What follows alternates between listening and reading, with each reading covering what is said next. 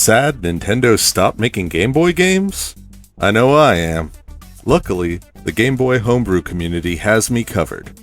I'm Jonathan, aka Juggling Dino, and these are my top 5 pick-up-and-play homebrew Game Boy games. Yippee! I'm currently developing my own games, but while interacting with other homebrew developers, these games really stood out. For this game list, I wanted to focus mostly on score attack games, games with high replayability, and games that had simple controls, easy to learn but hard to master. Number 1 is Wrecking Balloon by NATO. I found this game while looking for other homebrew Game Boy games my first time on itch.io, and I immediately was drawn to the classic cover art. It was instantly reminiscent of the work of Yoichi Kotabe, a highly recognizable artist from Nintendo. The style really captures that classic Game Boy feel.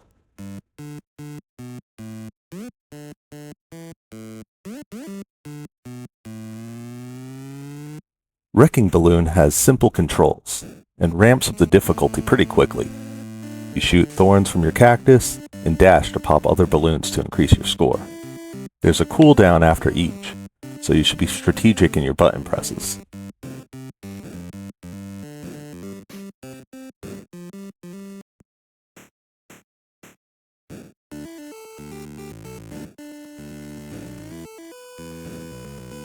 I love games like Joust and Balloon Fight, and if you dig those, you'll probably dig this too. You can play through all the different levels, or just enjoy the arcade aspects of Endless Mode.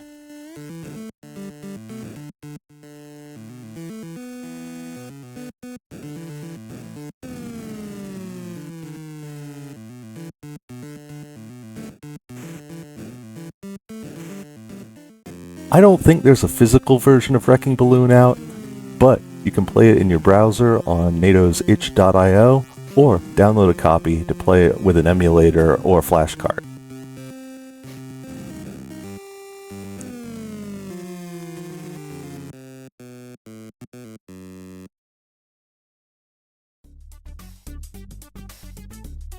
Number 2 is Tad Bubble by Capucho, and this random boss rush game is fun. I love a little critter game, and this one packs a lot into a simple concept.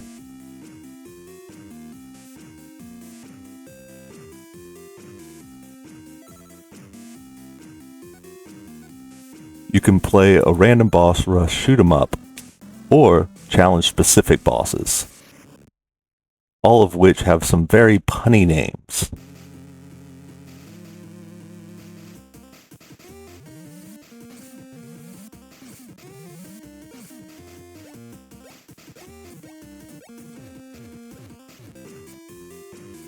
This game is a great challenge in time sync, and each boss feels incredibly unique, which is really impressive for the Game Boy's limitations.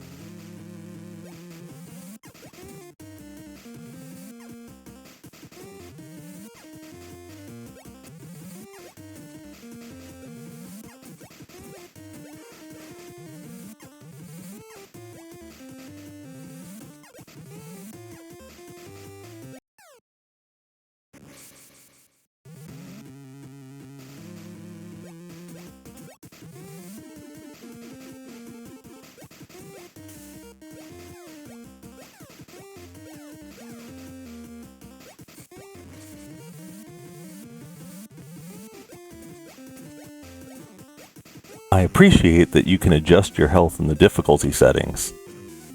If you find the game a bit too challenging, or you want to learn the boss's patterns. I followed this game's development for a bit on Reddit. Each new boss fight preview got me hyped. I highly recommend it for homebrew gamers looking for a challenging game. This is another game you can play in browser, or download off of Capucho's itch.io.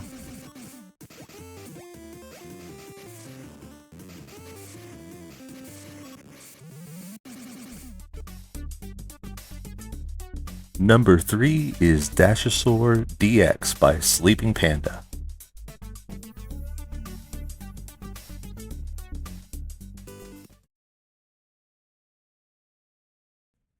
Dashosaur DX is a super cute pick up and play running platformer. I'm a fan of all things dinosaur, of course, and this did not disappoint.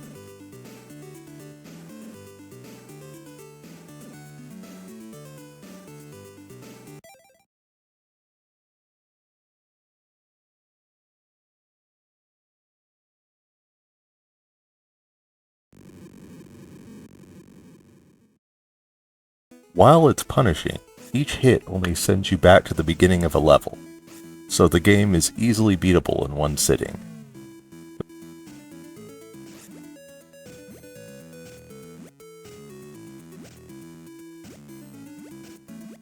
The real challenge comes from speedrunning it, and collecting all the eggs along the way. There's actually a leaderboard for offline speedrunning times on Dashosaur DX's itch.io page. It's on Retro Achievements and speedrunning.com as well.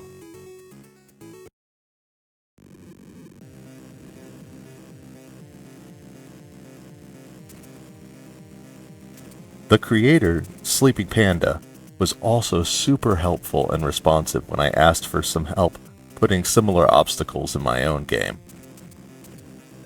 Definitely check this out. You can play it on its page or purchase it.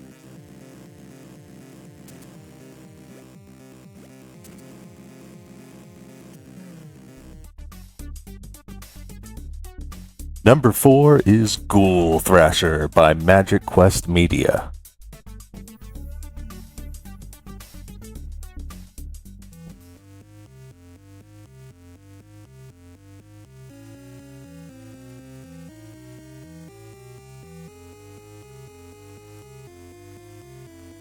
Ghoul Thrasher is a bite-sized dark fantasy roguelike.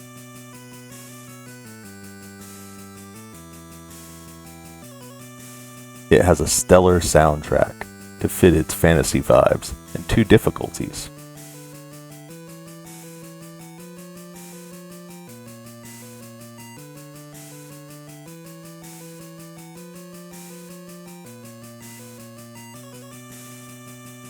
It feels like an old point-and-click computer game.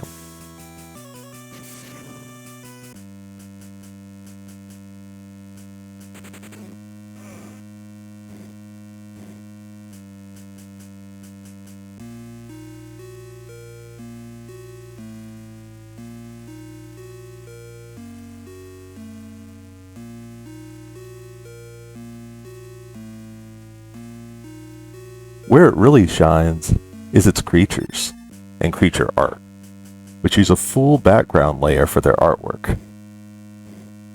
I want to delve deeper just to see what fiends and ghouls lurk in this trap-laden dungeon. I followed its development for a while and ended up snagging a box copy on Kickstarter.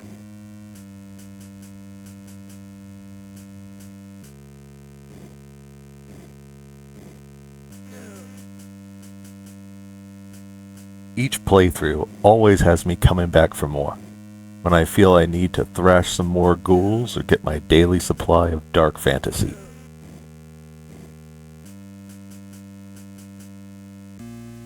You could snag a digital copy on Magic Quest Media's itch.io page for $6.66, or try to snag a physical copy.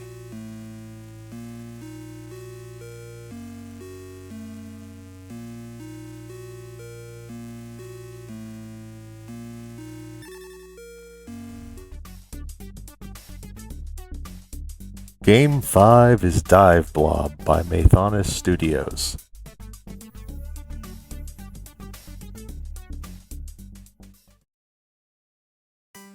This is another game I supported on Kickstarter, and I wasn't disappointed. The physical cart has a rumble feature, and while the game itself is simple in concept, the unlockables change up the gameplay a ton.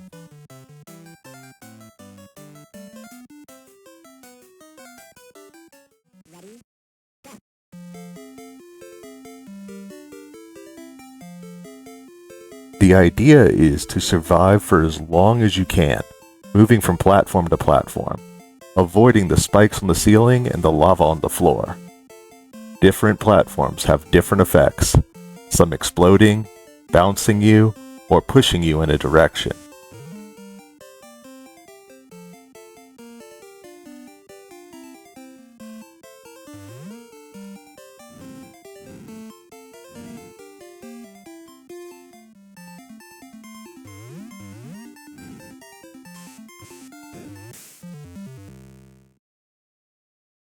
Netting a certain amount of points unlocks different characters, who all play a bit differently, and usually come with different music.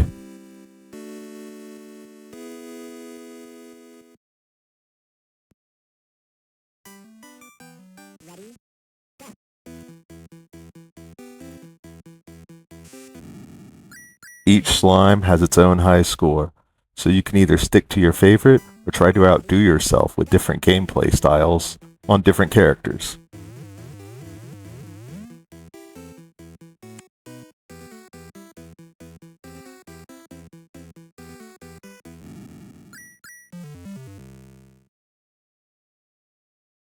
You can snag this game for $10 on Blob's itch.io page.